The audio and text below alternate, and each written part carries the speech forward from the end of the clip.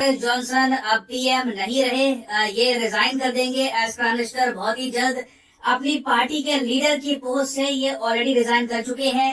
Russia obviously यहाँ पर बहुत खुश है और पॉसिबिलिटी ये है कि ये जो लेडी आपको दिख रही है, she might become the new prime minister of UK. At least अभी के लिए इनके चांसेस सबसे ब्राइट लग रहे हैं। नाउ जाते समय बोरिस जॉनसन ने ये अपनी स्पीच में कहा है कि मैं दुखी हूँ कि मुझे ये करना पड़ रहा है। This is the best job in the world according to him. इनके हिसाब से दुनिया की सबसे बेहतरीन नौकरी ये छोड़ के जा रहे हैं और अब ये यूके के पीएम नहीं रहेंगे बहुत ही जल्द। मगर जब तक नया पीएम नहीं चुना जाता, ये एज केयर टेकर पीएम बने रहेंगे। तो हो सकता है कि आने वाले कुछ समिट्स में, वर्ल्ड लीडर्स की मीटिंग में हो सकता है कि आपको बोरिस जॉनसन दिखे, तो सरप्राइज मत होइएगा। कुछ हफ्तों तक ये रहेंगे पावर में, बाद में इनको रिप्लेस कर दिया जाएगा, इनकी ही पार्टी रिप्लेस कर देगी इनको।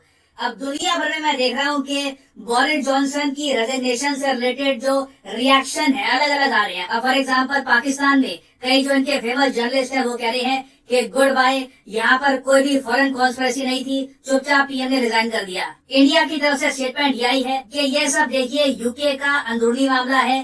पीएम मोदी बोरिस जॉनसन की काफी अच्छी दोस्ती थी, मगर लार्जर पर्सपेक्टिव में अगर हम देखें तो यूनाइटेड किंगडम हमारा स्ट्रेटेजिक पार्टनर है। इंडिया यूके के रिलेशंस लार्जली काफी हद तक स्टेबल ही रहने वाले हैं। मगर एक देश है जो बहुत ज्यादा खुशियां मना रहा है बोरिस जॉनसन के जाने से, तो वो है रशिया।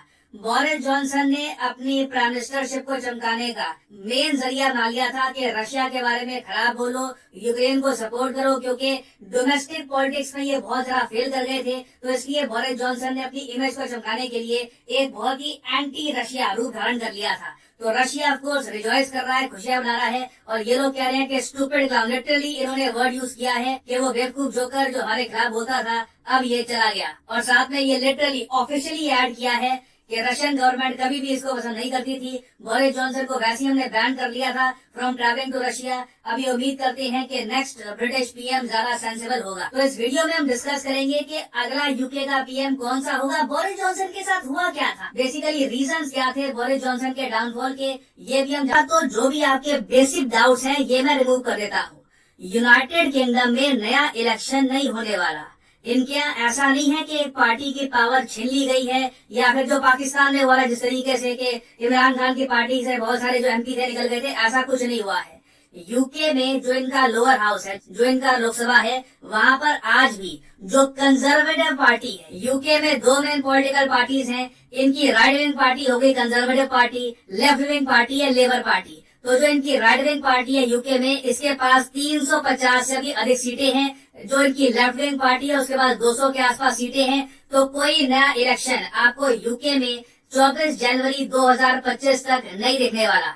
जो पार्टी पावर में थी वही पार्टी पावर में रहेगी। मगर हुआ यहाँ पर क्या है कि कंजर्वेटिव पार्टी के जो लीडर थे बोरिस जॉनसन, ये भरोसा खो बैठे हैं अपने ही पार्टी में लोगों का। इन्होंने कुछ ऐसे अटपटे काम किए कि इनकी ही पार्टी के लोग इनके अगेंस्ट हो गए और मजबूरी में आकर इनको रिजाइन करना पड़ा। और अभी आप ऐसे ऑफिशियली देखोगे यूके गवर्नमेंट की वेबसाइट पर तो आपको पीएम बोरिस जॉनसन दिखेंगे, मगर जो मेन पॉलिटिकल पार्टी है यूके में कंजर्वेटिव पार्टी, वहाँ पर लीडर का आप अगर देखोगे ना सेक्शन विकिपीडिया में या फिर कहीं और, तो वहाँ पे लिखा होगा वेकेंट, ये खाली है। क्योंकि बोरिस जॉनसन अब कंजर्वेटिव पार्टी के मेन जो पावर में है पॉलिटिकल पार्टी यूके में, उसके लीडर नहीं रहे।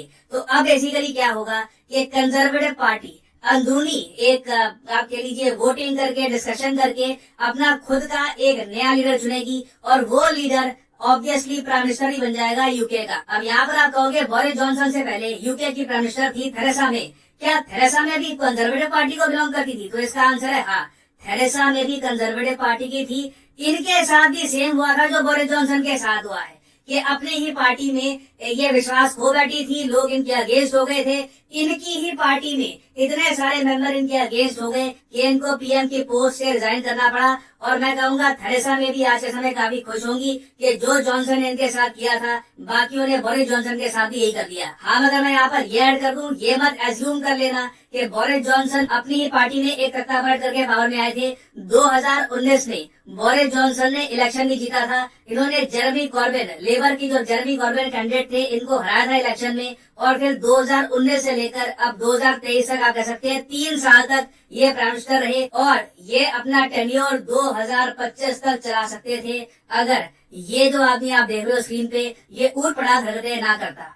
ये आपके सामने है क्रिस पिंचर, बोरिस जॉनसन का खास आदमी है। बोरिस जॉनसन ने इसको डेप्यूटी व्हिप बनाया अपनी पार्टी में, गवर्नमेंट में अच्छी पोस्ट दी, मगर जून महीने में क्या होता है कि क्रिस पिंचर किसी पार्टी में जाता है, वहाँ पे जो पार्टी में बाकी लोग थे उनके साथ गलत तरीके से मिसबिहेव करता है, सेक्सुअली कुछ लोगों को ग्रॉइन में पकड़ लेता है, और बाद में क्रिस पिंचर की जो कंप्लेन्स हैं ये जाती है यूके के पीएम बोरिस जॉनसन के पास कि देखो आपका खास आदमी पार्टीज में जाकर क्या करता है, शराब पी लेता है और उसके बाद लोगों से मिसबिहेव करता है। अब बोरिस जॉनसन ने देखो पहले दोस्ती निभाई। बोरिस जॉनसन ने कहा कि अच्छा क्रिस पिंचर ने ये सब किया है, मुझे पता नहीं था इसके बारे में। अब क्योंकि बोरिस जॉनसन को खुद को भी डिफेंड करना था, वो ऐसे तो कह नहीं सकते थे कि एक ऐसा आदमी जो पार्टीज में जाकर लोगों से मिसबिहेव करता है उसके बारे में बोरिस जॉनसन को पता था, तब भी इसको एक इतनी इम्पोर्टेंट पोस्ट दे दी। तो बोरिस जॉनसन ने झूठ बोला कि क्रिस पिंचर के बर्ताव के बारे में इनको आइडिया था नहीं, मगर बाद में इन्वेस्टिगेशन हुई, जर्नलिस्ट ने और डिटेल सामने प्रेजेंट किए और पता लगा कि क्रिस पिंचर की हिस्ट्री रही है, काफी बार ये कर चुका है, और बोरिस जॉनसन के पास बहुत बार क्रिस पिंचर की कंप्लेन गई थी, मगर बोरिस जॉनसन हर बार इसको बचाने की कोशिश करते थे। इन दी एंड अब फाइनली बोरिस जॉनसन पकड़े गए, ये झूठ बोल रहे थे अबाउट क्रिस पिंचर। खैर पिंचर तो लेटेस्ट केस था, उसके पहले भी आप अगर देखो तो बोरिस जॉनसन की पॉपुलैरिटी बहुत ज्यादा गिर गई थी पार्टी गेट की वजह से। पर्सनली आप अगर मुझसे पूछे तो मेरा मानना है तो पार्टी गेट सबसे बड़ा रीजन है बोरिस जॉनसन के रेजिग्नेशन का। हुआ यहाँ पर क्या था कि जब कोविड-19 लॉकडाउन लगा था दुनिया भर में, यूके ने भी लगा दिया लॉकडाउन। अब यूके में तो लॉकडाउन लग गया, मगर लॉकडाउन लगाने के बावजूद यूके के प्राइम मिनिस्टर बोरिस जॉनसन चुपके से मीडिया की नजरों से दूर अपना किसी पार्टी में जाते थे, वहाँ पे सेलिब्रेट करते थे, शराब पीते थे। ये जानकारी पब्लिक के सामने आ गई कि जब प्राइम मिनिस्टर ने पूरे देश को लॉकडाउन में लगा दिया, ये कहा कि घर से बाहर नहीं निकलना, सब लोग लॉकडाउन, ये बाहर चुपचाप आराम से निकल के पार्टी करते थे, दोस्तों यारों के साथ घूमते थे। ये जो जानकारी जब लोगों के सामने आई, आप इमेजिन कर सकते हैं लोगों का गुस्सा सातवें आसमान में था, क्योंकि लॉकडाउन हम सबके लिए बहुत मुश्किल था। आपको याद होगा मोदी जी ने लॉकडाउन में दाढ़ी उगाली थी, वो काफी हद तक सिंबॉलिक भी था अपने आप सोच कर देखे। तो बोरिस जॉनसन समझ नहीं पाए कि एक लीडर को काफी बार अपने लोगों के साथ सहानुभूति दिखानी होती है, काफी बार प्रेजेंट करना होता है कि वो उनके साथ खड़ा है। लॉकडाउन के समय पार्टी करना एक बहुत बड़ी गलती थी, और ये जो गलती सामने आ गई तो बोरिस जॉनसन की पॉपुलैरिटी काफी गिर गई। और इवन दो बोरिस जॉनसन ने फिर से पूरे यूके के सामने माफी मांगी कि मुझे माफ कर दो, गलती हो गई, मैंने बहुत बड़ी मिस्टेक कर दी। इनकी पार्टी में लोग इनके अगेंस्ट हो गए थे कि ये आदमी दिक्कत में इनको डाल देगा, 2025 का चुनाव जीतना है ना अगर, तो हमको एक नया फेस चाहिए। बोरिस जॉनसन के साथ 2025 का चुनाव हम लोग नहीं जीत पाएंगे। फिर इन सब चीजों के बियॉन्ड आप अगर देखो तो यूके की इकोनॉमी का इशू तो है ही। रिसेंटली देखा गया कि यूके की इकोनॉमी अनएक्सपेक्टेडली श्रिंक करना स्टार्ट कर रही है। यहाँ पर आप देख पाओगे gross domestic product fail 0.3% from March when output declined 0.1%। तो यूके की इकोनॉमी में सडनली हम देख रहे हैं एक डाउन टर्न आ रहा है, और ये आप कह लीजिए आखिरी धक्का था बोरिस जॉनसन को।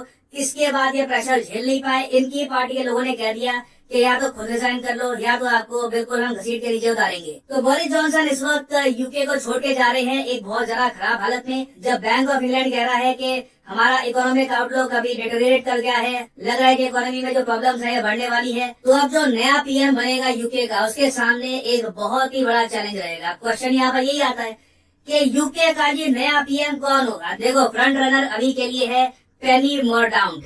ये यूके में कंजर्वेटिव पार्टी की ही एक मेंबर ऑफ पार्लियामेंट है, और बताया जाता है बहुत ज्यादा राइट विंग है। ये बोरिस जॉनसन से कई गुना ज्यादा राइट विंग है, और कुछ हद तक ये इंडिया के लिए भी खराब हो सकता है। अभी के लिए मैं आपको ये बता दूं 100% नहीं है कि पेनी मोरडाउंट ही बनेगी यूके की प्राइम मिनिस्टर, मगर चांसेस इनके सबसे ज्यादा ब्राइट हैं। दो लोगों के चांसेस अभी हाईएस्ट आपको दिखेंगे। एक तो ऋषि सुनाक जो इंडियन ओरिजिन के हैं, इनका चांस बताया जा रहा है कि 20% है कि ये बन जाए यूके के नए पीएम। मगर टॉप पे आप देखोगे जो बुकीज है यूके में, वो वहाँ पे ट्रैक करते हैं कि लोग किस पर ज्यादा सट्टा लगा रहे हैं, तो 22% यूके में मान रहे हैं लोग कि पेनी मोरडाउंट बनेगी नई प्राइम मिनिस्टर ऑफ यूके। तो इधर वे या तो ऋषि बनेंगे नए पीएम या पेनी। पर्सनली आप अगर मुझसे पूछे तो अगर ऋषि बनते हैं यूके के पीएम तो इंडिया के लिए काफी अच्छा होगा। हम फ्री ट्रेड एग्रीमेंट आराम से यूके के साथ साइन कर पाएंगे। पेनी मोरडाउन बहुत ज्यादा राइट विंग होगी, ये यूके की जो बॉर्डर्स है ये और ज्यादा क्लोज करेंगी। इंडियंस को डेफिनेटली प्रॉब्लम आएगी यूके में जाने में, और उसके अलावा इंडिया यूके का जो ट्रेड एग्रीमेंट है वो भी हो सकता है कि काफी ज्यादा प्रॉब्लम में चला जाए। तो इंटरेस्टिंग होगा देखना कि यूके एक यूएन सिक्योरिटी काउंसिल का परमानेंट मेंबर कंट्री, एक इम्पोर्टेंट देश दुनिया भर में, इसका नया लीडर कौन होगा।